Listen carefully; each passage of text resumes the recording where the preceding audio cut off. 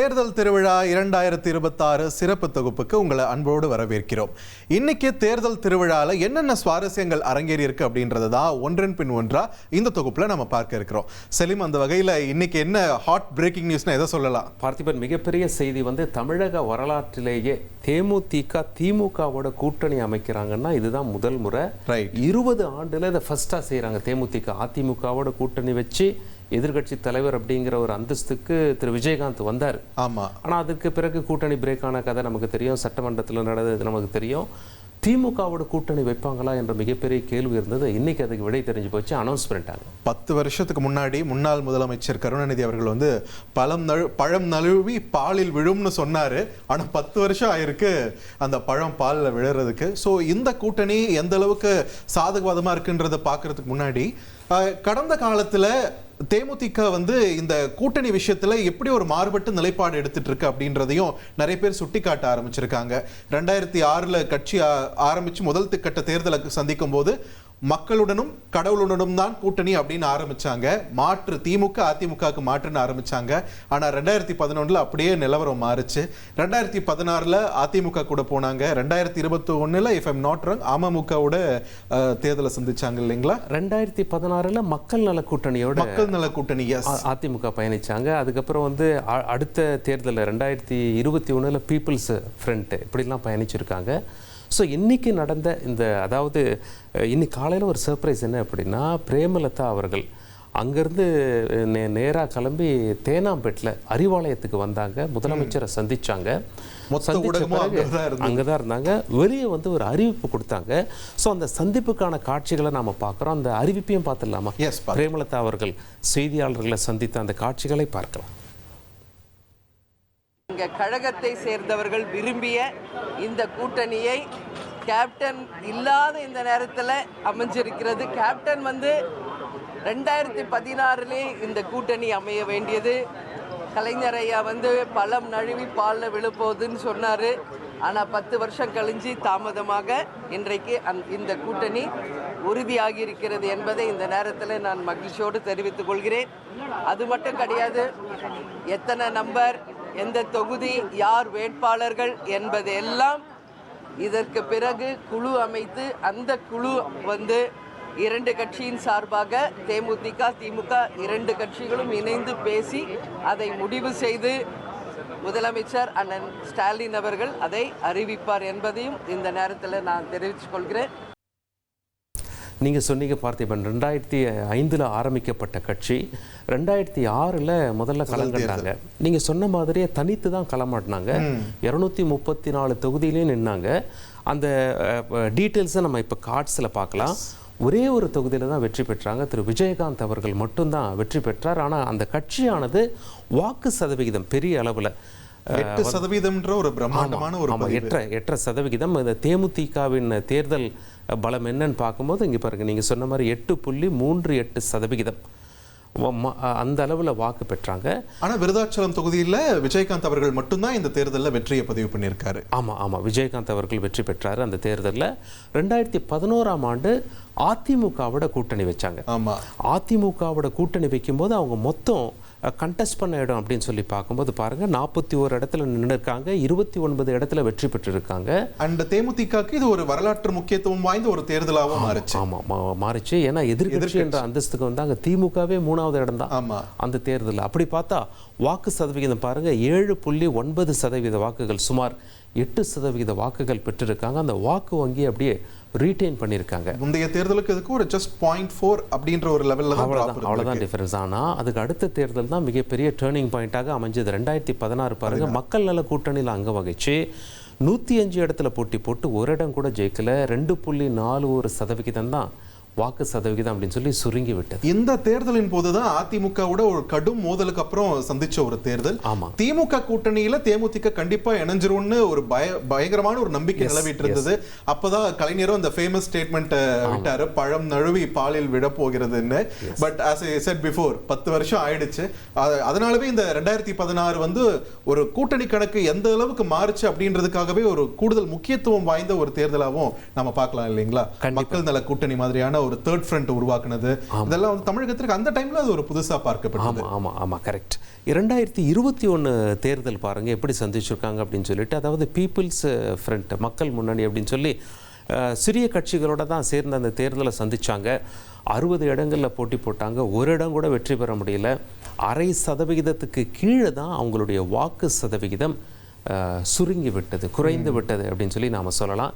So தனியாக பயணிக்கும் போதும் பெரிய கட்சிகளோடு பயணிக்கும் போதும் பெரிய அளவில் ஒரு வாக்கு சதவிகிதத்தை அவர்கள் வைத்திருப்பதை நாம் பார்க்க முடிகிறது, சுமார் 8%. ஆனால் சிறிய கட்சிகளோடு சேர்ந்து பயணிக்கும் போது அவர்களுடைய வாக்கு சதவிகிதம் குறைவதையும் நாம் பார்க்க முடிகிறது. இந்த முறை கூட்டணி பேச்சுவார்த்தை வரும்போது இந்த வாக்கு சதவீதத்தை வச்சுதான் நிறைய விமர்சனங்கள் தேமுதிகவை நோக்கி முன்வைக்கப்பட்டது இல்லைங்களா? இவ்வளவு குறைவான வாக்கு சதவீதம் வச்சுக்கிட்டு எப்படி நீங்க பேசிட்டு இருக்கீங்கன்ற மாதிரியான விமர்சனங்கள் வந்தது. பட் எல்லாத்துக்கும் இன்னைக்கு பதில் கிடைச்சிருச்சு, எந்த கூட்டணின்றதும் உறுதியாயிருக்கு. பெரிய கட்சியோட கூட்டணி வச்சிருக்காங்க, நிச்சயமா வாக்கு சதவீதம் அதிகரிக்கும் என்ற எதிர்பார்ப்பு அரசியல் வட்டாரங்கள்ல அதிகரிச்சிருக்கு. ஆனால் அதே நேரத்தில் அரசியல் வட்டாரத்தில் என்ன பேசிக்கிறாங்க அப்படின்னா, காங்கிரஸ் என்ன சொல்ல போகிறாங்க அப்படின்னு சொல்லி பேசிக்கிறாங்க. ஏன்னா ஆட்சியில் பங்கு வேணும், கட்சியில் பங்கு வேணும், கூடுதல் இடங்கள் வேணும். இன்ஃபேக்ட் நம்மளோட கார்ட்ஸை நாம் இன்னும் உற்று பார்த்தோம் அப்படின்னா, அந்த பர்டிகுலர் 2021 தேர்தலில் பிரேமலதா அவர்கள் போட்டியிட்டிருப்பாங்க. பிரேமலதா அவர்கள் போட்டியிட்ட தொகுதியில் நீங்கள் பாருங்கள், அடுத்த கார்டில் அது டிஸ்பிளே ஆகும். பிரேமலதா அவர்கள் போட்டியிட்ட தொகுதி அப்படின்னு சொல்லி பார்க்கும்போது விஜயகாந்த் அவர்கள் முன்பு போட்டியிட்டு வென்ற தொகுதியில், அதே தொகுதியில் 3வது இடம் வந்திருக்காங்க. ஆனால் முதல் இடம் வந்தவர் காங்கிரஸ். அப்போ இந்த முறை அதே விருதாச்சலமை அந்த தொகுதியை பிரேமலதா அவர்கள் கேட்டு பெற்றால் காங்கிரஸ் கட்சி என்ன செய்யும்? விட்டு கொடுக்குமா, அல்லது இல்லை எங்களுக்கு அந்த தொகுதி வேணும் அப்படின்னு சொல்லி அவங்க வந்து வலியுறுத்துவாங்களா அப்படிங்கிற கொஸ்டின் ஒன்று. ரெண்டாவது ஒரு இன்ட்ரெஸ்டிங் பாருங்கள், அடுத்த கார்டில் இருக்குது. 2024 நாடாளுமன்ற லோக்சபா தேர்தலில் அதாவது மாணிக்கம் தாகூர் வெற்றி பெற்ற எலெக்ஷன் அது. ஆனால் யாரை எதிர்த்துன்னு பாருங்கள், விஜய் பிரபாகரன், விஜயகாந்த் அவர்களுடைய மகனை எதிர்த்து களமாடினார். அதிக வாக்கு வித்தியாசமெல்லாம் இல்லை, சுமார் 4500 வாக்கு வித்தியாசம்தான். 0.5% வித்தியாசத்தில் தான் அவர் வெற்றி பெற்றிருக்கிறார். இந்த முடிவுகள் வந்தப்பதான் அந்த ஒரு ஃபேமஸ் இன்டர்வியூ வந்துச்சு இல்லையா, சின்ன பையனுக்கு விட்டு தந்திருக்க கூடாதா அப்படின்ற மாதிரியான ஒரு பேட்டியை வந்து பிரேமலதா அவங்க இப்போ பேசியிருப்பாங்க. அது அப்போவே ரொம்ப வைரலாக போச்சு. பட் இன்னைக்கு எந்த கட்சியோடு எதிர் துருவங்களில் இந்த விருதுநகர் தொகுதியில் நின்னாங்களோ இன்னைக்கு அதே கட்சியோட கூட்டணி அப்படின்றத உறுதிப்படுத்தி இருக்கு தேமுதிக. மாணிக்கம் தாகூருக்கு ஒரு செக் வச்சிருக்காங்களா டிஎம்கே என்றும் பேசப்படுகிறது. காரணம் என்ன? நாள்தோறும் மாணிக்கம் தாகூர் தான் ட்வீட் செய்து கொண்டிருந்தார், ஆட்சியில் பங்கு வேணும்னு சொல்லியிருந்தார். ராகுல் காந்திக்கு அவர் நெருக்கமானவர் அப்படின்னு சொல்லி எல்லாருக்கும் தெரியும். அவரை எதிர்த்து தான் செல்வ பெருந்தகை பெங்களூரில் போய் கட்சித் தலைவர் மல்லிகார்ஜுன கார்கேவை சந்தித்து அவரை பற்றி தான் முறையிட்டார் அப்படின்னு சொல்லி எல்லாம் பேச்செல்லாம் வந்தது. செல்வ பெருந்தகை அவர்களே சொன்னார், என்ன சொன்னார் அப்படின்னா, கட்சியை விட மாணிக்கம் தாகூர் பெரியாளா அப்படிலாம் சொல்லிட்டு அவர் பெங்களூர் போனார். பட் மாணிக்கம் தாகூர் என்ன சொல்லிட்டாரு, இதெல்லாம் அண்ணன் தம்பிக்குள்ள நடக்கிறதுங்க சகஜம் அப்படின்னு சொல்லியிருந்தாலும், ஆனால் 2029 இப்போ விஜய பிரபாகரன் அவர்களை இதே தொகுதியில் மறுபடியும் களமிறக்கப்படுவார்னு எதிர்பார்க்கலாமா? அதற்கு இன்னும் 3 ஆண்டுகள் இருக்கு. தேமுதிகவுடைய கோரிக்கைகள் எப்படி இருக்கும், திமுகவோட அவங்க வந்து இதே இணக்கத்தோடு பயணிப்பாங்களா அப்படின்னு சொல்லி பார்க்க வேண்டியிருக்கும். அரசியலில் அதாவது அந்த தேர்தல் நெருங்க நிறைய ஈக்குவேஷன்ஸ் எல்லாம் மாறும். கண்டிப்பாக நீங்கள் சொன்ன மாதிரி அது ரொம்ப சுவாரஸ்யமாக பார்க்கப்படக்கூடிய ஒரு தேர்தலாகவும். இன்னொரு விஷயம் சமூக ஊடகங்களில் பதிவு பண்ணிட்டு இருக்காங்க, எல்கே சுதீஷ் தான் இன்னைக்கு ஹாப்பியஸ்ட் மேன் ஆன் எர்த் அப்படின்னு சொல்லியிருக்காங்க. அவருடைய ராஜ்யசபா சீட் கனவு பழிச்சிடுமோ அப்படின்ற ஒரு விஷயத்தை தொடர்ந்து பதிவு பண்ணிட்டு இருக்காங்க. அதையே நாம பார்க்க வேண்டியிருக்கும். திமுக வந்து தேமுதிகவுக்கு ராஜ்யசபா சீட்டு கொடுப்பாங்களா அப்படிங்கிறதையும் நம்ம பார்க்க வேண்டியிருக்கும். ஸோ காங்கிரஸ் முழு மனதோட திமுக பக்கம் இருப்பாங்களா, அல்லது காங்கிரஸே 2 அணியாக பிரிந்து நாங்கள் ஒரு அணி நாங்கள் திமுக பக்கம் இருக்கோம், இன்னொரு அணி எங்களுக்கு ஆட்சியில் பங்கு, கட்சியில் அதிக சீட் வேணும், இப்படிலாம் கேட்பாங்களா அப்படிங்கிற ஒரு கேள்வியெல்லாம் எழுந்திருக்கு. பட் எது எப்படியோ செல்வ பெருந்தகை அவர்கள் காங்கிரஸ் கட்சியின் மாநில தலைவர் சமீபத்தில் செய்தியாளர்களை சந்தித்தார். அவர் என்ன சொல்லியிருக்கார் அப்படின்னு சொல்லி பார்த்துடலாம். கூட்டணிக்குள்ள வந்துட்டாங்க, காங்கிரஸுடைய நிலைப்பாடு வரவேற்கிறோம், பாராட்டுகிறோம், மகிழ்ச்சி அடைகிறோம். இன்னும் இந்தியா கூட்டணி வலிமை பெறப்போகிறது. இல்லைன்னா மாற்றுக்கிடத்திற்கு மக்கள் நீதி மையம் வந்திருக்கு, இன்னும் பல கட்சிகள் வரப்போகிறாங்க. நல்லது தானே, கூட்டணி வலிமை பெறும். இப்போ தேமுதிக வந்துட்டதுனால இப்போ அவங்களுக்கும் சீட்டு கொடுக்கணும், மக்கள் நீதி மையம் வராங்க, அவங்களுக்கும் சீட்டு கொடுக்கணும், காங்கிரஸ் கூடுதல் சீட்டு கேட்குறோம். எங்களுடைய அகில இந்திய தலைமை தொகுதிகள் எல்லாவற்றையும் அவர்கள் முடிவு செய்வார்கள்.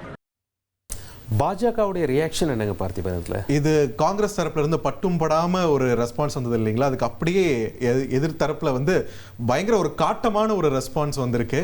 எப்படியும் என்டிஏ கூட்டணியில வந்து தேமுதிகவை இணைச்சிடணும்னு ஒரு பிரம்ம பிரயத்தனம் அந்த பக்கம் இருந்து போயிட்டு இருந்தது. பட் இன்னைக்கு அது நடக்காதுன்னு தெரிஞ்ச உடனே பாஜக தரப்புல இருந்து அதுக்கான ரெஸ்பான்ஸும் வந்துருச்சு. ஓகே, விஜயகாந்தின் ஆன்மா தேமுதிகவை மன்னிக்காது அப்படின்ற மாதிரியான ஒரு ட்வீட் வந்து இப்போ வைரலாகவும் போயிட்டு இருக்கு. பிஜேபி தமிழ்நாடு அவங்க அக்கௌண்ட்ல இருந்து அதை பதிவு பண்ணியிருக்காங்க. அதுதான் நம்ம திரையிலையும் பார்த்துட்டு இருக்கோம். கேப்டனின் ஆன்மா மன்னிக்காதுன்ற ஹேஷ்டாகோட இந்த புது கூட்டணி உதயமானது விமர்சிச்சு அவங்க கருத்தையும் பதிவு பண்ணியிருக்காங்க. ஓகே ஓகே இதுக்கு கவுண்டர் கொடுக்குற மாதிரி இப்போ திமுக பக்கத்துல இருந்து அந்த சமூக வலைத்தளத்துல என்ன போடுறாங்க அப்படின்னா, அம்மாவின் ஆன்மா அதிமுகவை மன்னிக்காது.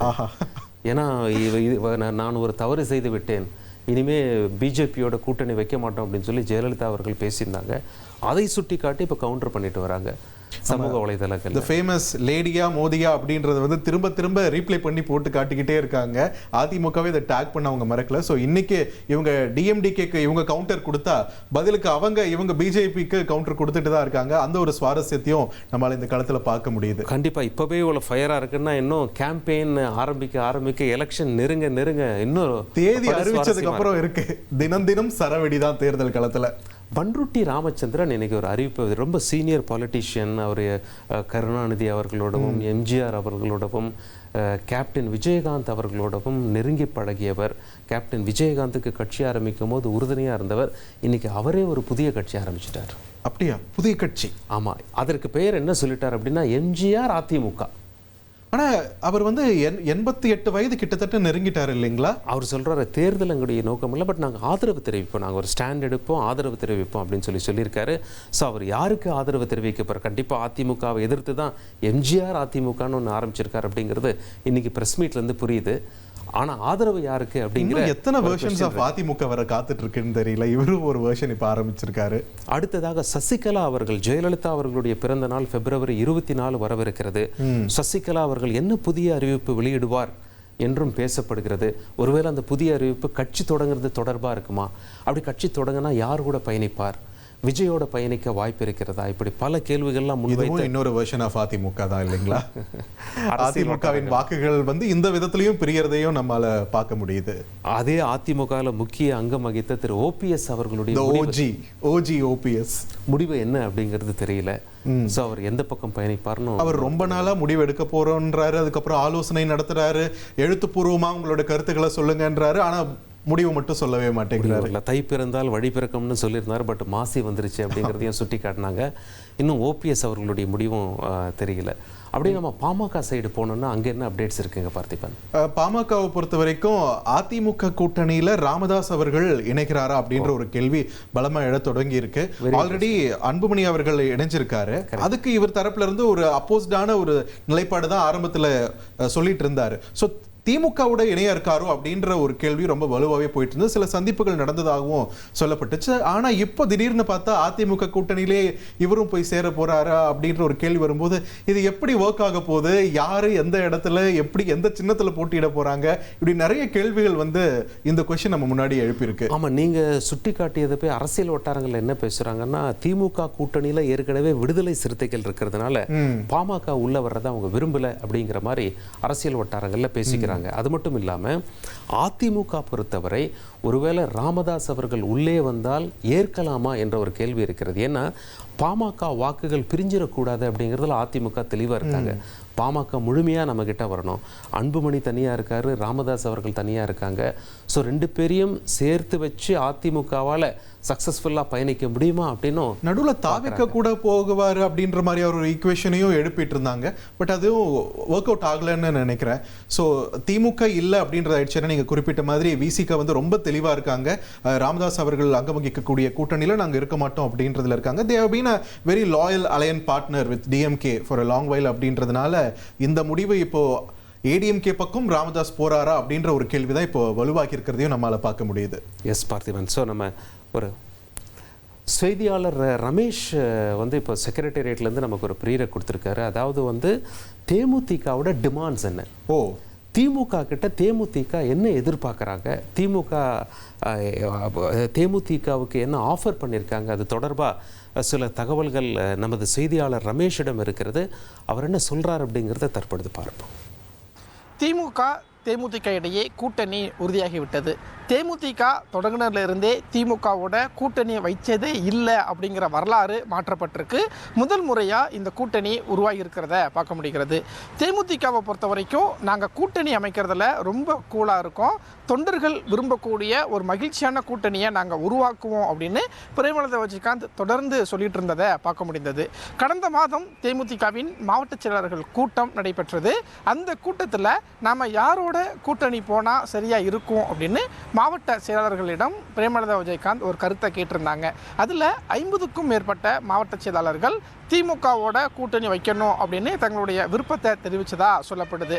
அதற்கப்புறம் தான் பிரேமலதா விஜயகாந்த் திமுகவோட ஒரு மறைமுக கூட்டணி பேச்சுவார்த்தையில் ஈடுபட்டிருக்காங்க. முதல்ல தேமுதிகவினுடைய எதிர்பார்ப்பு என்ன அப்படின்னா, இரட்டை இலக்கத்தில் எங்களுக்கு தொகுதி வேணும், ராஜ்யசபா சீட் வேணும் அப்படிங்கிறது தான் அவங்களுடைய எதிர்பார்ப்பாக இருந்திருக்கு. ஆனால் திமுக தரப்பில் எங்ககிட்ட ஏற்கனவே கூட்டணி கட்சிகள் இருக்கிறாங்க, அவங்களுக்கும் தொகுதி ஒதுக்கணும், அதனால உங்களுடைய எதிர்பார்ப்பை குறைச்சிக்கோங்க அப்படின்னு திமுக தரப்பில் சொல்லியிருக்காங்க. திமுக தரப்பில் முதல்ல ஒரு 6 தொகுதி வரைக்கும் ஒதுக்கிறதுக்கு முன் வந்ததாக சொல்லப்படுது. ஆனால் இந்த தேமுதிக கூட்டணி உருவானதில் நேற்றைய தினம் மிக முக்கியமான ஒரு தினமாக பார்க்கப்படுது. ஏன் அப்படின்னா, திமுக தரப்பில் சபரீசனும் அமைச்சர் ஏவா வேலுவும் நேற்றைய தினம் தேமுதிக தரப்பில் ஒரு பேச்சுவார்த்தையை நடத்தியிருக்காங்க. அந்த பேச்சுவார்த்தை தான் இந்த கூட்டணி உருவாவதற்கு ஒரு இறுதி வடிவம் பெற்றதாக சொல்லப்படுது. திமுக தரப்பில் இருந்து தேமுதிகவுக்கு 7 தொகுதிகள் வரை ஒதுக்கலாம் அப்படின்னும், ஒரு ராஜ்யசபா சீட் கொடுக்கப்படலாம் அப்படின்னும் தகவல் வெளியாகி இருக்கிறது. இரட்டை இலக்கம் வேணும் அப்படிங்கிற தேமுதிகவினுடைய எதிர்பார்ப்பு ஒற்றை இலக்கம் அப்படிங்கிற வரைக்கும் ஓகே சொல்கிற அளவுக்கு வந்திருக்கு அப்படிங்கிற தகவல் கிடைக்கப்பட்டிருக்கு. இந்த தேமுதிக கூட்டணி உருவானதில் திமுக தரப்பில் என்ன சொல்கிறாங்க அப்படின்னா, திமுக கூட்டணியின் இலக்கு அப்படிங்கிறது 200 இடங்களில் வெற்றி பெறணும் அப்படிங்கிறது தான். தேமுதிகவுக்கு அப்படின்னா ஒவ்வொரு தொகுதியிலையுமே கணிசமான வாக்கு வங்கி இருக்குது. நிறைய தொகுதிகளில் 5000 25,000 வரைக்கும் அவங்க வாக்கு வங்கி வச்சுருக்கிறாங்க. அதனால் திமுக கூட்டணியின் இலக்கான 200 தொகுதிகளில் வெற்றி பெறணும்னு இலக்கை நோக்கி பயணிக்கும் போது திமுக கூட்டணிக்குள்ளே வந்தால் எங்களுக்கு அது கூடுதல் பலமாக இருக்கும், அதனால இந்த கூட்டணி உருவாகிருக்கு அப்படின்னு திமுக தரப்பில் சொல்கிறாங்க. தேமுதிகவை பொறுத்த வரைக்கும் ஒரு பக்கம் அதிமுகவோட பேச்சுவார்த்தையில் நடத்தியிருந்தாங்க, மற்றொரு பக்கம் திமுகவோட பேச்சுவார்த்தையை நடத்தியிருந்தாங்க. இதில் மாவட்ட செயலாளர்களும் தேமுதிக தொண்டர்களும் எதிர்பார்த்த ஒரு விருப்பம் தெரிவித்த ஒரு கூட்டணியாக இந்த கூட்டணியை நாங்கள் உருவாக்கியிருக்கோம் அப்படின்னு தேமுதிக தரப்பில் சொல்கிறாங்க. ஒட்டு மொத்தத்தில் திமுக தரப்பில் இருந்து தேமுதிகவுக்கு 7 தொகுதி ப்ளஸ் ஒரு ராஜ்யசபா சீட் கொடுக்கப்படலாம் அப்படின்னும், 22ஆம் தேதி முதல் திமுக கூட்டணி கட்சிகளோடு பேச்சுவார்த்தையை நடத்த போகிறாங்க. அந்த பேச்சுவார்த்தையின் போது தேமுதிகவுக்கு அதிகாரப்பூர்வமாக அழைப்பு விடுப்பாங்க. அந்த பேச்சுவார்த்தையில் தேமுதிகவுக்கு எத்தனை தொகுதிகள் ஒதுக்கப்படும் அப்படிங்கிற தகவல் எல்லாம் தெரிய வரும் அப்படின்னும் எதிர்பார்க்கப்படுகிறது. ரைட், ஒரு ராஜ்யசபா சீட் அப்படின்றத உறுதிப்படுத்தியிருக்காங்க அப்படின்னு தான் ரமேஷும் சொல்லியிருக்காரு. ஸோ எல்கே சுதீஷ் அவர்களுடைய பேர் தான் மறுபடியும் இப்போ ஃப்ரண்ட் ரன்னிங்கில் இருக்கு. மார்ச்சில் தேர்தல் இல்லைங்களா, மாநிலங்களவை எம்பிக்களுக்கான மார்ச் 16ஆம் தேதி தேர்தல் இருக்கு. திமுக 4 ராஜ்யசபா எம்பிக்களை, அதாவது 4 பேரை எம்பியாக தேர்வு செஞ்சு ராஜ்யசபாக்கு அனுப்பலாம். அதிமுகவுக்கு 2 எம்பி பதவிகள் அதில் இருக்குது. மொத்தம் 6 பேருடைய பதவிக்காலம் முடிவடையுது. ஸோ தேமுதிகவிற்கு கொடுப்பார்களா, அதற்கு வாய்ப்பு இருக்கிறதா என்பதை நாம் பார்க்க வேண்டியிருக்கும். சலீம், தேர்தல் திருவிழாவில் இன்னைக்கு நம்ம ஒரு இன்ட்ரெஸ்டிங்கான ஒரு தொகுதியை பற்றி பார்க்க இருக்கிறோம். செங்கோட்டையன் அவர்களுடைய தொகுதி 8 முறை அங்கேயே ஜெயிச்சு எம்எல்ஏவாக இருந்தவர், ஆனால் இப்போது வேற கட்சியில் போயிருக்காரு, தாவேக்காக்கு போயிருக்காரு. ஸோ கொங்கு மண்டலத்தில் நிறைய எதிர்பார்ப்புகளை ஏற்படுத்தியிருக்கு இந்த கோபி தொகுதி. இந்த கோபி தொகுதியோட நிலவரத்தை பார்த்துடலாமா? ஷுவர் பார்த்திபன். மக்களே, உங்க தொகுதி பத்தி கொஞ்சம் தெரிஞ்சுக்கோங்க. கோபிச்செட்டிப்பாளையம் சட்டப்பேரவை தொகுதி ஈரோடு மாவட்டத்தில் இருக்கிற இந்த தொகுதியில் ஏலத்தூர், கொளப்பலூர், நம்பியூர், பெரிய கொடிவேரி, லக்கம்பட்டி உள்ளிட்ட பகுதிகள் உள்ளடங்கியிருக்கு. தொகுதியோட எம்எல்ஏவாக இருந்த செங்கோட்டையன் தாவேக்கால இணைஞ்சதை தொடர்ந்து தமிழக தேர்தலில் அதிகமாக கவனிக்கப்படுற தொகுதியில் ஒன்றா மாறி இருக்கு. தடப்பள்ளி, அரக்கன்கோட்டை, கீழ்பவானி வாய்க்காலால் வளம் குழிக்கும் தொகுதியில் விவசாயம், விவசாயம் சார்ந்த பணிகளே மக்களோட முக்கிய வாழ்வாதாரமா இருக்கு. 2025 டிசம்பர் 19 எஸ்ஐஆர் வரைவில் தொகுதியில 1,10,460 ஆண் வாக்காளர்கள், 1,20,692 பெண் வாக்காளர்கள், 12 மூன்றாம் பாலின வாக்காளர்கள்னு மொத்தமா 2,31,164 வாக்காளர்கள் இருப்பதா தெரிவிக்கப்பட்டிருந்துச்சு. தொகுதியில இதுவரைக்கும் நடந்த சட்டப்பேரவை தேர்தல்களில் அதிமுகவே அதிக முறை வெற்றியை பெற்றிருக்கு. கோபிச்செட்டிப்பாளையம் என்றால் அதிமுக கோட்டைன்னு சொல்ற அளவுக்கு தொகுதியில 10 முறை அதிமுக ஜெயிச்சிருக்கு. காங்கிரஸ் கட்சி 3 முறை வெற்றி பெற்றிருக்காங்க. திமுக 2 முறையும், சுதந்திரா கட்சி 1 முறையும் வெற்றியை வசமாக்கியிருக்காங்க. கோபிச்செட்டிப்பாளையத்தில் 10 முறை அதிமுக ஜெயிச்சிருக்குன்னா இதுல 8 முறை அதிமுக வேட்பாளரா களமிறங்கி வெற்றியை வசமாக்குனவர் செங்கோட்டையன். 1980 தேர்தலில் முதல் முறையா கோபிச்செட்டிப்பாளையம் தொகுதியில் போட்டியிட்டு வெற்றி பெற்றாரு செங்கோட்டையன். 1989, 1991 தேர்தல்களையும் வெற்றியை வசமாக்கின செங்கோட்டையன் 1996 தேர்தலில் தோல்வியை தழுவினார். 2001 தேர்தலில் வழக்கில் தண்டனை பெற்றதால செங்கோட்டையன் போட்டியிட முடியல. 2006 தேர்தலில் மீண்டும் போட்டியிட்டு ஜெயிச்சவர் 2021 தேர்தல் வரைக்கும் வெற்றியை வசமாக்கியிருந்தார். 2021 தேர்தலில் தொகுதியில் 1,08,608 வாக்குகளை வாங்கி செங்கோட்டையன் வெற்றி பெற்றார். அவரை எதிர்த்து போட்டியிட்ட திமுக வேட்பாளர் மணிமாறன் 80,045 வாக்குகளை பெற்று தோற்றார். 28,563 வாக்குகள் வித்தியாசத்தில் வெற்றியை வசமாக்கினார் செங்கோட்டையன். அதிமுக பொதுச் செயலாளர் எடப்பாடி பழனிசாமியோட கருத்து வேறுபாடு கொண்டிருந்த செங்கோட்டையன் சமீபத்தில் கட்சியிலிருந்து நீக்கப்பட்டார். அதன் தொடர்ச்சியா செங்கோட்டையன் தாவேக்காவிலையும் இணைஞ்சாரு. தொகுதியில தொடர்ச்சியா ஜெயிச்சுட்டு வந்த செங்கோட்டையன் இப்போ தாவேக்காவுக்கு போயிருக்கிறதால தொகுதி அதிமுக கோட்டை என்ற செல்வாக்க தக்க வைக்க அதிமுக தீவிரம் காட்டிக்கிட்டு இருக்கு. இன்னொரு பக்கம் 1996 தேர்தலுக்கு பிறகு தொகுதியில வெற்றி எட்டாக்கணியாவே இருக்கிறத மாற்ற திமுகவும் தொகுதியை வசமாக்க வியூகம் போட்டுக்கிட்டு இருக்காங்க. தொகுதியில யார் யார் போட்டியிட போறாங்க, வாக்குகள் எப்படி பிரிய போகுது, அதிமுக தன்னோட கோட்டையை தக்க வைக்குமா, இப்படி கோபிச்செட்டிப்பாளையம் மக்கள் மத்தியிலேயே வெறும் ஆர்வத்தை ஏற்படுத்தியிருக்குன்னே சொல்லலாம் இந்த 2026 தேர்தல்.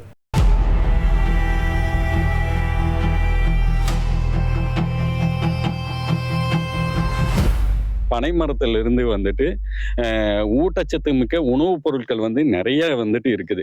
ஸோ இந்த உணவுப் பொருட்கள் மதிப்பு கூட்டப்பட்டு சந்தைப்படுத்தப்பட்டுச்சுன்னா உள்நாடு மட்டும் இல்லாமல் வெளிநாடு வரைக்கும் இதுக்குண்டான விற்பனை வாய்ப்புகள், சந்தை வாய்ப்புகள் ரொம்ப அதிகமாக இருக்குது. எங்களுக்கு பனைமரம் ஏறுற போது விபத்து இதுகள் நடந்தால் ஏதாவது காப்பீடு, விபத்து காப்பீடு மாதிரி செஞ்சு கொடுக்கணும். அப்புறம் எனக்கு ஒரு 56 வயசாச்சு, 20லிருந்து பனைமரம் ஏறிட்டு இருக்கிறோம். அதாவது ஒரு முடியாத 56ங்கிற போது வயசாகிற காரணத்தினால ஓய்வூதியம் அதாவது ஏதாவது சிறப்பாக செஞ்சு கொடுத்தா நல்லா இருக்கு அரசாங்கம். நீண்ட நாள் கோரிக்கை, விவசாயிகளின் கோரிக்கை பாண்டியாறு மோயாறு திட்டத்தை நிறைவேற்ற வேண்டும் என்பதுதான். இனி வரும் காலத்தில் கடந்த 30 ஆண்டு 40 ஆண்டு காலமாக திட்டங்கள் தயாரிக்கப்பட்டு, கருத்துரு தயாரிக்கப்பட்டு நிறைவேற்றப்படாமலே உள்ளது. பலர் பேசும் பொருளாகத்தான் இருக்கிறது தவிர திட்டம் நிறைவேற்றப்பட்ட பாடில்லை.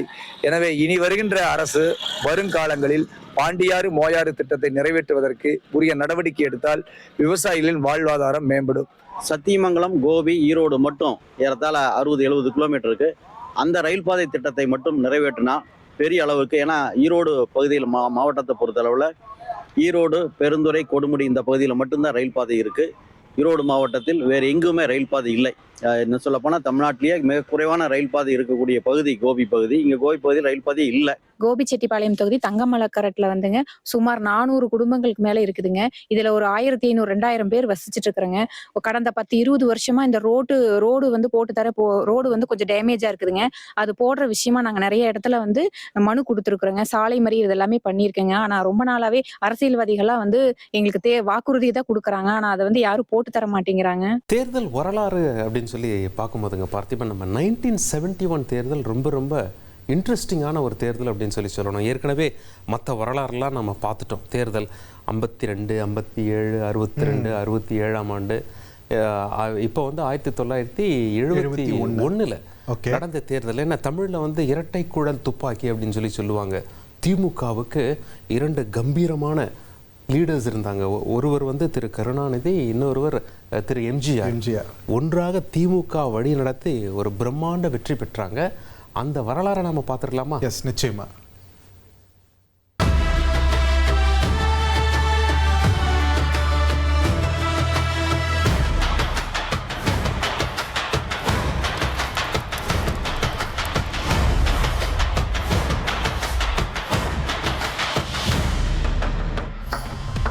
ஆயிரத்து 1971 சட்டப்பேரவை தேர்தல். தமிழகத்துல நடந்த 4வது சட்டப்பேரவை தேர்தல். அப்போது முதலமைச்சரா இருந்த கருணாநிதி தலைமையில திமுக இந்த தேர்தலை சந்திச்சது. 1971 தேர்தல் வரலாற்றுல விசித்திரமான தேர்தலாகவே இருந்துச்சு. அப்போது குடியரசுத் தலைவர் தேர்தல் விவகாரத்துல பிரதமராக இந்திரா காந்திக்கும் காங்கிரஸ் மூத்த தலைவர்களுக்கும் இடையிலான மோதலால காங்கிரஸ் இரண்டா பிளவுபட்டிருந்தது. இந்திரா காங்கிரஸ், ஸ்தாபன காங்கிரஸ்னு இரண்டா கட்சி பிரிந்திருந்துச்சு. ஸ்தாபன காங்கிரசுக்கு காமராஜர் தலைமையேற்றிருந்தாரு. இதுல ஹைலைட் 1967 தேர்தல்ல காங்கிரஸ ஆட்சியை விட்டு நீக்கிய திமுகவோட கூட்டணி என்ற தடாலடி முடிவை இந்திரா காந்தி எடுத்தாங்க. இப்படி இந்திரா காங்கிரஸோட கூட்டணி வச்சதால மார்க்சிஸ்ட் கம்யூனிஸ்ட் திமுக கூட்டணியை விட்டு விலகுச்சு. மறுபுறம் அதுவரையில் காமராஜரை தோற்கடிக்க தேர்தல்ல களமிறங்கிய ராஜாஜி 1971 தேர்தல்ல திமுக கூட்டணியில இருந்து விலகி இந்திரா காந்தியை எதிர்த்து காமராஜர் தலைமையிலான ஸ்தாபன காங்கிரஸோடு கூட்டணி வச்சாரு. தேர்தல் களம் ரொம்ப சுவாரஸ்யமா நகர்ந்தது. திமுக சென்னை மாகாணத்தை தமிழ்நாடு என்ற பெயர் மாற்றம் செய்திருந்தது. மாநிலத்துல தமிழ், ஆங்கிலம் என இருமொழி திட்டத்தை அமலாக்கி இருந்துச்சு. ஆனா 1967 தேர்தல்ல திமுக கொடுத்த முக்கிய வாக்குறுதியான படியரசி திட்டத்தை முழுமையா செயல்படுத்தப்படாம இருந்துச்சு. அரசியல் நகர்வுகளால தேர்தல் பரபரப்புக்கு பஞ்சமில்லாம இருந்துச்சு. திமுகவுக்கு ஆதரவாக முதலமைச்சராக இருந்த கருணாநிதியும் எம்ஜிஆரும் இரட்டை குழல் துப்பாக்கியாக களத்துல இறங்கி வேலை செஞ்சாங்க. இந்திரா காங்கிரஸ் கூட்டணியில இருந்தாலும் திமுக சட்டப்பேரவை தொகுதியில பங்கு கொடுக்கல. மாறா 10 நாடாளுமன்ற தொகுதியை இந்திரா காங்கிரசுக்கு திமுக கொடுத்திருந்துச்சு. மறுபுறம் காமராஜரும் ராஜாஜியும் ஸ்தாபன காங்கிரஸ் கூட்டணிக்கு தீவிரமா பிரச்சாரம் செஞ்சாங்க. இந்த தேர்தல்ல திராவிடர் கழக மூட நம்பிக்கை ஒழிப்பு மாநாட்டுல ராமர் படம் அவமதிக்கப்பட்டதா வெளியான தகவலை முன்வச்சு ராஜாஜி பிரச்சாரம் செஞ்சாரு. தேர்தல் முடிவுல திமுக இந்திரா காங்கிரஸ் கூட்டணி அமோக வெற்றியை பெற்றிருந்துச்சு. மொத்தமா திமுக கூட்டணி 209 இடங்கள்ல ஜெயிச்சிருந்துச்சு. ஸ்தாபன காங்கிரஸ் கூட்டணி 21 இடங்கள்ல ஜெயிச்சிருந்துச்சு. சுயேட்சைகள் 4 இடங்கள்ல ஜெயிச்சிருந்தாங்க. திமுக இந்திரா காங்கிரஸ் கூட்டணியில திமுக 184 இடங்கள்ல வெற்றி பெற்றிருந்துச்சு. இந்திய கம்யூனிஸ்ட் கட்சி 8 இடங்கள்லயும், ஃபார்வர்ட் பிளாக் 7 இடங்கள்லயும், முஸ்லிம் லீக் 6 இடங்கள்லயும், பிரஜா சோசியலிஸ்ட் கட்சி 4 இடங்கள்லயும் வென்றிருந்துச்சு. காமராஜர் தலைமையிலான ஸ்தாபன காங்கிரஸ் 15 இடங்கள்ல ஜெயிச்சிருந்துச்சு. கூட்டணியில ராஜாஜியோட சுதந்திர கட்சி 6 இடங்கள்ல ஜெயிச்சிருந்துச்சு. 1971 தேர்தல்ல திமுக 184 இடங்கள்ல வெற்றி பெற்றது இதுவரையில தமிழக தேர்தல் வரலாற்றுல சரித்திர வெற்றியாகவே இருக்கு. அதாவது எந்த ஒரு தனி கட்சியும் இவ்வளவு எம்எல்ஏக்களை பெற்றிருக்கவில்லை. தேர்தல்ல தோல்வியை தழுவினாலும் காமராஜர் தலைமையிலான ஸ்தாபன காங்கிரஸ் 37.94% வாக்குகளை பெற்றிருந்துச்சு. காமராஜரை தோற்கடிக்க திமுகவோட இந்திரா காந்தி கைகோர்த்தது பின்னாளில் மாநிலத்தில் காங்கிரஸ் கரைந்து போவதற்கு அடித்தளமாகவே போயிட்டு. தேர்தல்ல மகத்தான வெற்றியோடு 1971 மார்ச்ல 2வது முறையாக முதலமைச்சராக பதவியேற்றாரு கருணாநிதி.